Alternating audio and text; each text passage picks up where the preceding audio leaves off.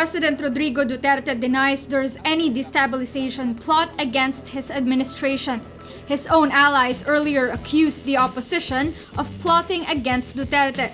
Duterte says he has no plans of taking to court those who might be behind the destabilization plot.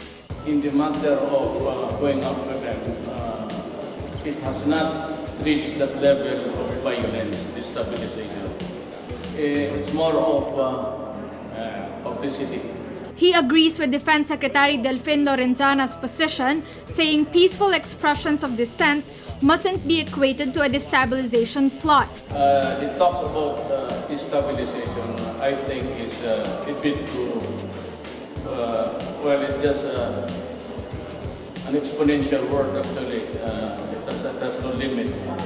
But actually, you have to have the kind of situation where there is already violence committed and imposed on the population, whether they are with you or against you.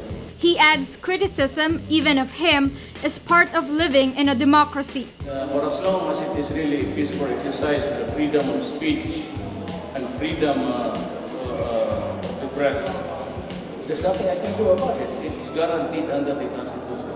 But despite his claim that he doesn't believe there is a destabilization plot, Duterte says Vice President Leni Robredo seems in a hurry to replace him. House Speaker Pantaleon Alvarez earlier threatened to impeach Robredo for speaking against the Duterte administration's war on drugs before the United Nations. Philippine National Police Chief Ronald Dela Rosa on Monday says arrest warrants are out against at least 19 cops linked to the killing of Albuera Mayor Rolando Espinosa Sr. Dela Rosa says the warrants were issued over the weekend. The basis of the warrants isn't clear, but no bail is recommended. Among those ordered arrested is Superintendent Marvin Marcos, the dismissed chief of the Criminal Investigation and Detection Group of Region 8. He was previously ordered reinstated by President Rodrigo Duterte. Espinosa was killed inside his jail cell last November, months after he surrendered before De La Rosa. Police claimed the former Albuera mayor fought back as they tried to serve the warrant. Espinosa was among the first local chief executives whom Duterte accused of having links to the illegal drugs trade. The mayor's son, Kerwin, now in detention, is the alleged drug lord of the Eastern Visayas region. The National Bureau of Investigation had earlier said the case was a rub-out. The Senate, which also conducted a probe into the case, said police were trying to cover up their own supposed links to the Espinosas. President Rodrigo Duterte says he's open to Pampanga Representative Gloria Arroyo leading the Constitutional Commission that will amend the 1987 Constitution. This after Arroyo was ousted from deputy speakership in the House for opposing death penalty. Duterte earlier created a consultation committee to study possible amendments to the 1987 Constitution. Shifting to federalism is one of Duterte's campaign promises.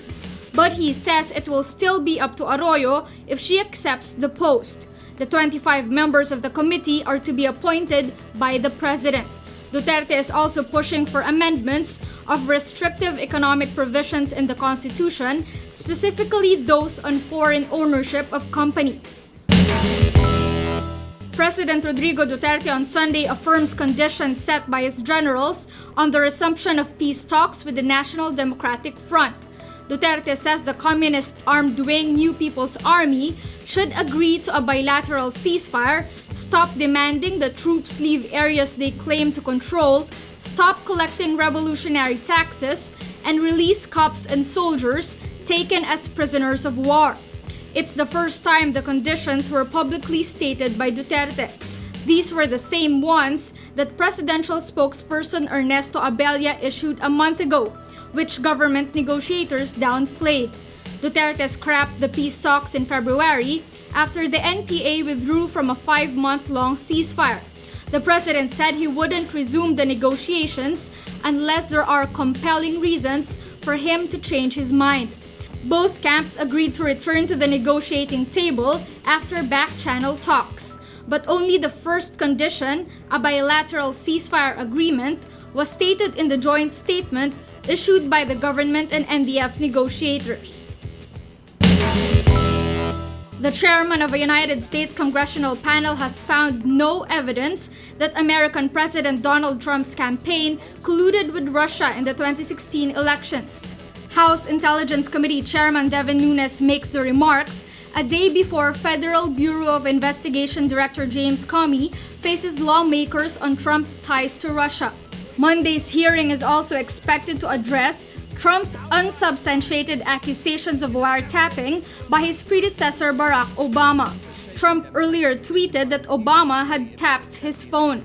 The U.S. Intelligence Committee has publicly blamed Russia for hacks of the Democratic National Committee last year and suggested the cyber attacks were aimed at steering the election to a Trump victory. Moscow denies involvement in the hacks.